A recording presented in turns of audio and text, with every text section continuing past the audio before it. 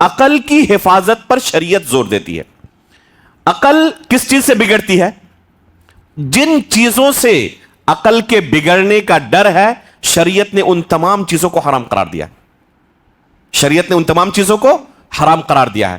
کس چیز سے عقل بگڑتی ہے؟ خمر سے، الکوہل سے، شراب سے. اللہ کے رسول صلی اللہ علیہ وسلم نے کیا فرمایا؟ شراب کو کہ وہ ام الخبائث ہے. جتنی گناہیں ہیں نا ان کی جڑ ہے، یہ جرم کی ماں ہے. یہ شراب یہ جرم کی ماں ہے. اس لیے جتنی دہشت گرد تنظیمیں ہوتی ہیں، جن لوگوں سے یہ مجرمانہ کام کرواتی ہے، ان کو پہلے ڈرگس کا عادی بناتی ہے.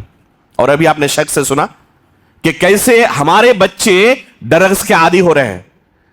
یہ تنظیمیں آپ کے بچوں پر نظر رکھ رہی ہیں اور ان کے جسم کے اندر ڈرگس پہنچا رہے ہیں. شروع میں ہلکا پھلکا آپ کے اس کے کھانے کے اندر، اس کے چاکلیٹس کے اندر، اس کے ناشتے کے اندر، اور آہستہ آہستہ آہستہ جب جسم کے اندر وہ مادہ پہنچ جاتا ہے اور جس کے بغیر وہ جی نہیں سکتا، تو اب من چاہا اس سے جرم کرواتے ہیں. یہ جرم کی ماں ہے. ایک شخص اگر شراب کا عادی بن جائے تو اس سے کسی بھی جرم کی آپ توقع کر سکتے ہیں. وہ شرک بھی کر سکتا ہے، زنا بھی کر سکتا ہے، قتل بھی کر سکتا ہے. انسان کو اشرف المخلوقات ہونے کا جو شرف حاصل ہے وہ کس بنا پر ہے؟ اسی عقل کی بنا پر ہے. اگر انسان کے پاس یہ عقل نہ رہے تو حیوانوں سے بدتر ہے. آپ دیکھیں گے بہت سارے بیوڑوں کو، شرابیوں کو روڈ کے کنارے کسی گٹر پر پڑے رہتے ہیں اور کتے اس پر پیشاب کرتے رہتے ہیں. ذرا غور کریں کہ ایک کتا انسان پر پیشاب کر رہا ہے، کس لیے؟ صرف اسی عقل کے زائل ہو جانے کی وجہ سے. یہ عقل زائل کیوں ہوئی؟ کیونکہ شرابی تھا. کتنے حادثات ہو رہے ہیں روزانہ، ہم سن رہے ہیں فلاں جگہ ٹرک حادثہ ہوا، فلاں جگہ پلین حادثہ ہو گیا، ٹرین کا حادثہ ہوا. ان تمام حادثات میں اب سرکاری آنکڑا نکالیے، اکثر و بیشتر کس کا ہاتھ رہتا ہے؟ اسی شراب کا. تو شراب نے ہماری زندگی کو کھوکھلا کر دیا اور بہت کم لوگ ایسے بچے ہوئے ہیں جو اس سے 100% صاف ستھرے ہوں. کسی نہ کسی شکل میں شراب ہماری زندگی میں داخل ہو چکا ہے. یا تو معمولی شکل میں، کبھی بھی آپ کسی شخص کو نہیں پائیں گے کہ اچانک ایک دم آفیم، گانجا، الکوہل اور چرس اور ان چیزوں پر اچانک پہنچ گیا ہے. آہستہ آہستہ انسان ترقی کرتا ہے. شروعات ہوتی ہے کھینی سے، گل سے، تمباکو سے، زردے سے اور پان سے اور بہت ساری چیزوں سے. انسان جن کو حقیر سمجھتا ہے، سمجھتا نہیں کہ یہ شراب کے اقسام میں سے ہے، اور ترقی کرتے کرتے کرتے کرتے کرتے آخر میں اس کا انجام یہ ہوتا ہے. اسلام کی خوبی یہ ہے کہ کسی چیز کو اگر سماج اور معاشرے سے ختم کرے تو آخری درجے تک پہنچنے کا انتظار نہیں کرتا، اس کو جڑ سے اکھاڑ پھینکتا ہے. اللہ کے رسول صلی اللہ علیہ وسلم نے کیا اصول ذکر کیا؟ ما اسکر کثیرہ فقلیلہ حرام. اگر زیادہ مقدار میں پینے کی وجہ سے نشہ آور ہو تو اس کی قلیل مقدار بھی حرام ہے. اس کی قلیل مقدار بھی حرام ہے. آپ کسی بھی شریف انسان کو، عقل مند انسان کو یہ کہتے ہوئے نہیں پائیں گے کہ شراب اچھی چیز ہے. ملے گا کوئی؟ یہاں تک کہ جو شراب کی کمپنیاں ہیں جو خود تیار کرتی ہیں یہ زہر، وہ باضابطہ اس کے پیکٹ پر کیا لکھتے ہیں کہ یہ صحت کے لیے نقصان دہ ہے. سگریٹ کے پیکٹ پر لکھے ہوتے نہیں ہوتے؟ نو اسموکنگ. سرکاری دفتروں پر ہمیں بورڈز باضابطہ ملتے ہیں. یعنی ہر عقل مند کے نزدیک ایک بری چیز ہے، اس سے ہمیں دور رہنا چاہیے. سرکار بھی یہی کہتی ہے. بہار حکومت نے باضابطہ شراب پر پابندی لگائی تھی لیکن کامیاب نہیں ہو سکی. کیوں؟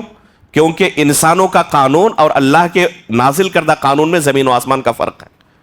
آپ ہر طریقے سے راستہ کھول دیں اور کہیں کہ آپ شراب نہ پیئیں تو نہیں ہو سکتا. آپ بالو بھی کھائیں اور منہ بھی کرکرا نہ ہو، ممکن ہے؟ یہ ممکن نہیں ہے. اس لیے اگر آپ اس چیز کو دنیا سے ختم کرنا چاہتے ہیں، سماج اور معاشرے سے ختم کرنا چاہتے ہیں، وہی طریقہ اپنائیں جو اللہ رب العالمین نے نازل کیا ہے، جو شریعت رہنمائی کرتی ہے.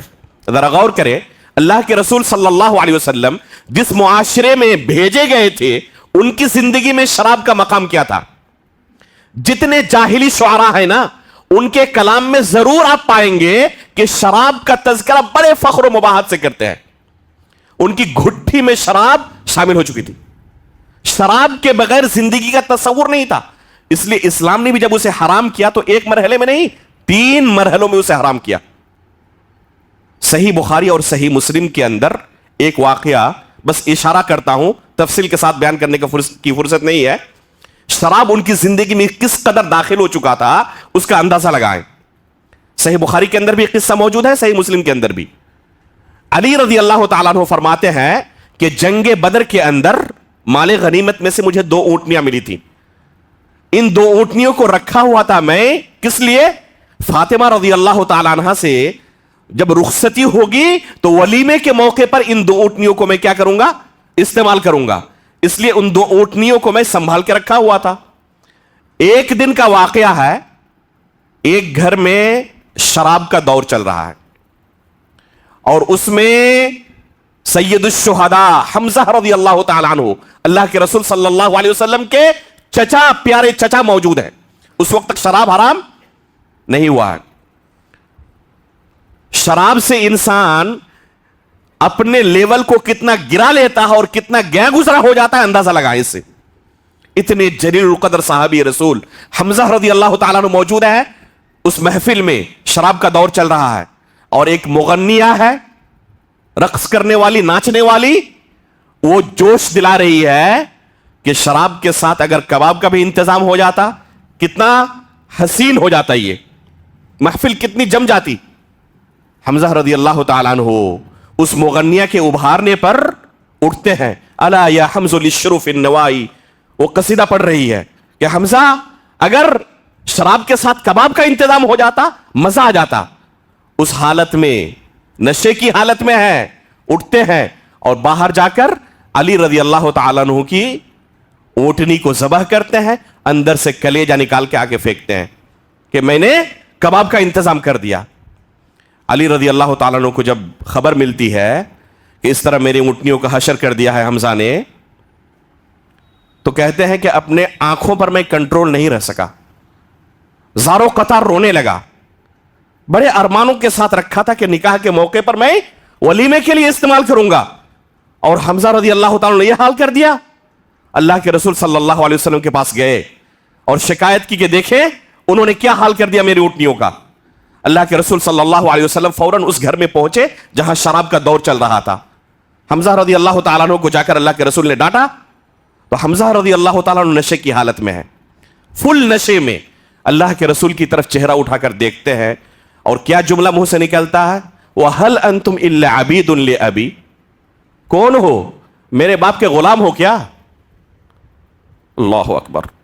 کوئی صحابی اللہ کے رسول کے ساتھ ایسی بیعت بھی کر سکتا ہے؟ اللہ کے رسول کو اپنے باپ کا غلام کہہ کے خطاب کر رہے ہیں. وَهَلْ أَنْتُمْ إِلَّا عَبِيدٌ لِأَبِي. اللہ کے رسول کچھ نہیں کہتے, سمجھ گئے کہ اپنے ہوش و حواس میں نہیں ہے, فوراً الٹے پاؤں آ گئے. اس قدر ان کی زندگی میں شراب موجود تھا. اسلام نے کیسے ختم کیا اسے اندازہ لگائیں. سب سے پہلے دعوت و تبلیغ کے ذریعے, توعیہ کے ذریعے ذہن سازی کی کہ یہ تمہاری زندگی کے لیے زہر ہے. اللہ رب العالمین نے پہلے مرحلے میں حرام کیا اسے, لیکن علی الاطلاق نہیں, جزوی اسے حرام کیا. سب سے پہلے کہا کہ یہ اثمہما اکبر من نفعہما, اس کے اندر کچھ منفعت ہے لیکن برائی کا لیول اور اچھائی کا لیول دونوں کے اندر موازنہ نہیں. برائی کہیں زیادہ اس کے اندر ہے. نفرت دلوں کے اندر داخل کی. پھر کہا دنیا میں پیو گے نا, جنت جانے کے بعد اس نعمت سے محروم ہو جاؤ گے. جنت چلے بھی گئے اگر تب بھی جنت کے اندر شراب کی نعمت نہیں ملے گی. پھر کہا کہ جانتے ہو اس کی سزا کیا ہے؟ اگر شراب پیو گے تو اللہ رب العالمین جہنم کے اندر پیپ پلائے گا تمہیں اس کے بدلے.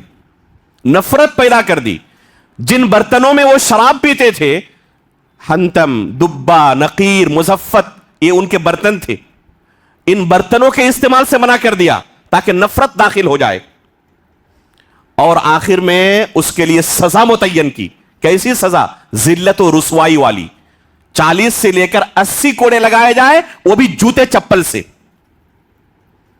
جو ان کی زندگی کا جز تھا, مختلف طریقوں سے ہماری شریعت نے ان کی زندگی سے اسے اکھاڑ پھینکا.